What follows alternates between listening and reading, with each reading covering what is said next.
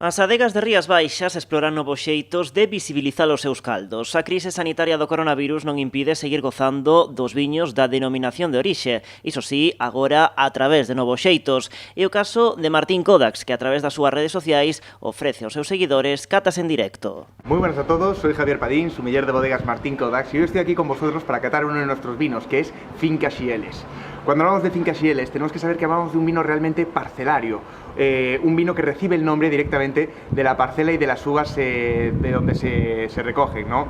Finca Xieles es una de nuestras parcelas más antiguas dentro de la denominación de origen y del propio pueblo de Cambados. As publicacións inclúen explicación sobre a historia da adega, as características das parcelas onde están as vides e, por suposto, unha análise do viño comezando pola fase visual. Claramente hablamos de un vino claro, limpio. Hablamos de un vino brillante, ¿no? Que ya llama la atención desde la distancia, que nos invita directamente a consumirlo y que mantiene un color, pues un amarillo un poco limón, ¿no? Un amarillo que a lo mejor mantiene ciertas notas que nos pueden recordar a los vinos del año, vinos más jóvenes, esos amarillos pajitos, pero con una nota un poco más allá, ¿no? A través das explicacións do sumillero, os seguidores poden facer na casa a súa propia cata seguindo paso a paso todo o proceso. Despois da fase visual, toca a olfativa e, por último, boca.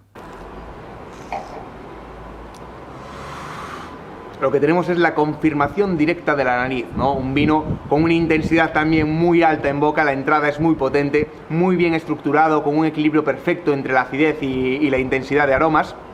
Y donde de nuevo pues vuelve a salir toda esa fruta, ¿no? Vuelve a salir esa parte un poco cítrica de la mandarina, vuelve a salir ese albaricoque, vuelve a salir esa parte floral, ese magnolio que se vuelve casi a masticar dentro de la boca. A iniciativa, que se emite os mércores ás 6:30 da tarde, conta cun gran apoio por parte do público. Os vídeos de feito suman xa milleiros de reproducións. Pues con esto ya hemos terminado la cata, espero que hayáis disfrutado tanto como yo y poder veros en futuras ocasiones. Muchísimas gracias y hasta la próxima.